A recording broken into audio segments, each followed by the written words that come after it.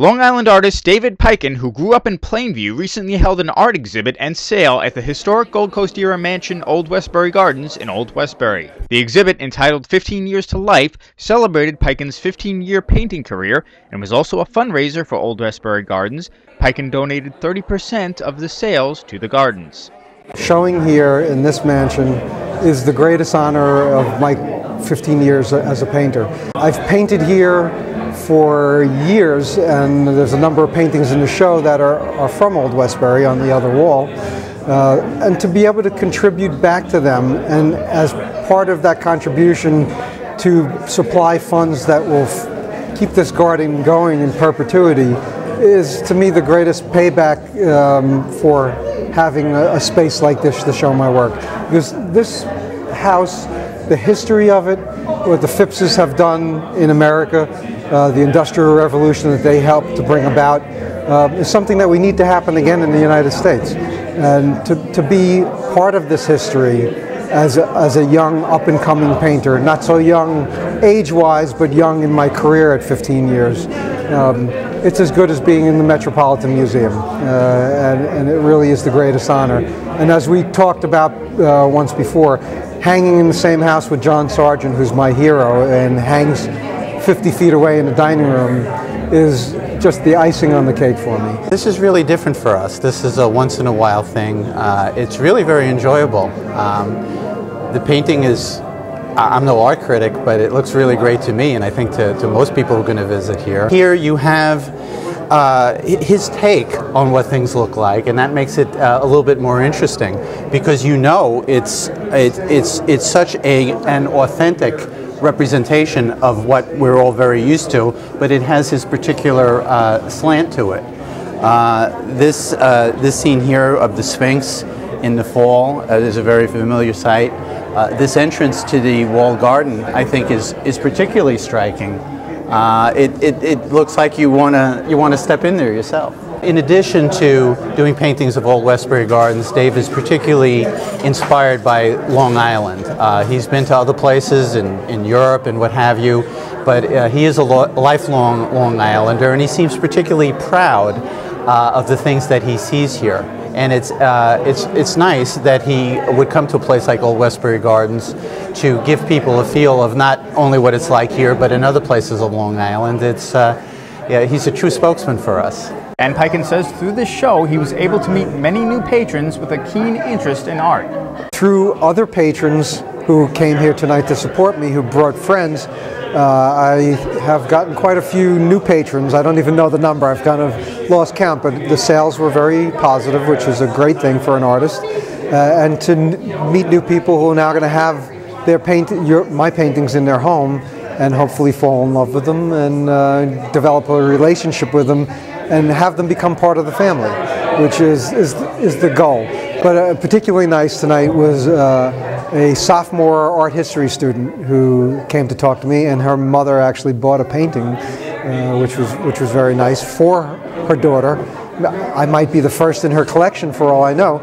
But we talked a little bit about being an art historian versus being an artist, and some of the gobbledygook that's written about us of art historians kind of writing their own theory of what they think was in our minds. And I kind of cautioned her against that, and to talk to artists when she can to better understand our thinking process and maybe write some clearer things going forward. But I also encouraged her not to feel bad about doing the studio art courses, which are part of art history, that having her experience the tactile feel of the oil paint and the frustration of trying to do something with it will give her a greater appreciation and understanding of what we go through on a daily basis. And then try locking yourself in a room for 50 hours for a week, not talking to anybody, and painting that painting, and then you've got a bit better idea of what we go through every week of our lives.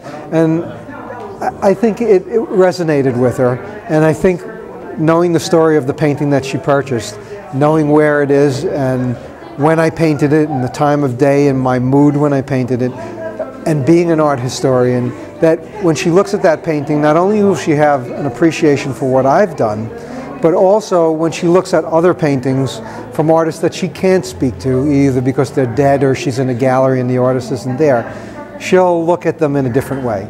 And if that lasts with her, then I've contributed something special to her education, which is a great thing. Art student Elizabeth Kavanaugh from Garden City says it was great to be able to talk with Peiken about his paintings.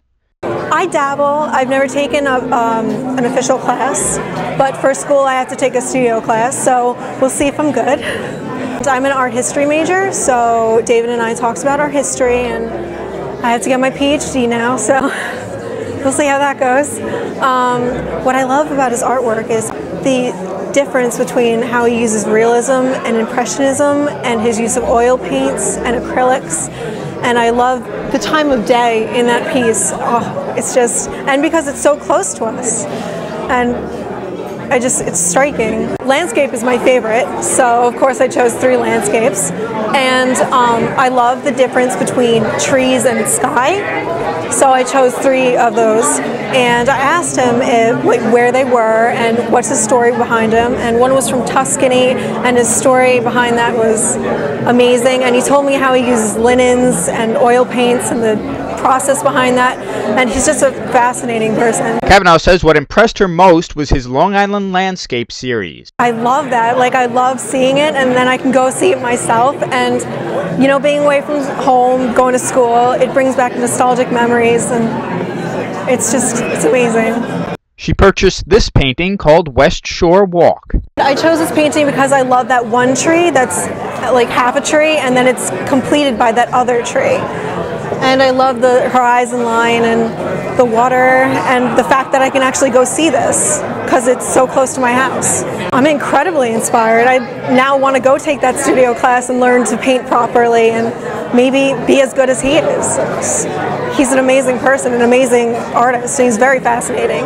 Someone else who's been inspired by Peiken's artwork is Nobel Prize-winning biologist Dr. James Watson from Cold Spring Harbor Laboratory, who is also a longtime Peiken patron ever since Peiken painted his portrait several years ago. It was the first time I met him. He said, if I wanted to do your portrait, now do it for nothing.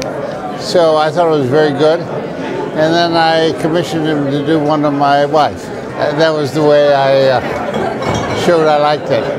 Well, he's very talented. Dr. Watson is, I consider, one of my greatest patrons. And one of the first people, before I was successful as a portrait artist, I had 2 gentlemen who were willing to step up to the plate, and their prominence gave me a huge lift. The first one was William F. Buckley, who is now deceased, but he made my portrait his official portrait, used it on his book jackets and in his column in the National Review. And secondly was Jim Watson, who I knew from my trusteeship at Planting Fields, the other great garden on Long Island. We had met and became friendly, and I knew his wife because she's involved in the garden.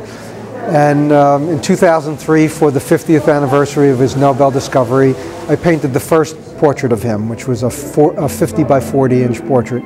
And through that process and getting to know him better, we became friendlier. Over the years, they have purchased a number of paintings, both for their own collection and that they've donated to Cold Spring Harbor Lab. An art collector himself, Watson says after seeing the rest of the show, he was truly impressed with David's latest work. That you have an eye for beauty. Yeah, but that's a very different technique that you use than some of your others. Well, I try and change the subject.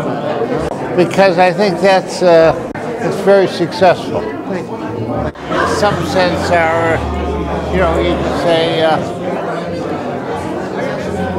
make you think. And as we've seen tonight from the outpouring of the people that are here and how they graciously supported me, I think more than anything that they understand the passion that I put into this, the honesty that I bring to it, and my desire to do something good for the world with it.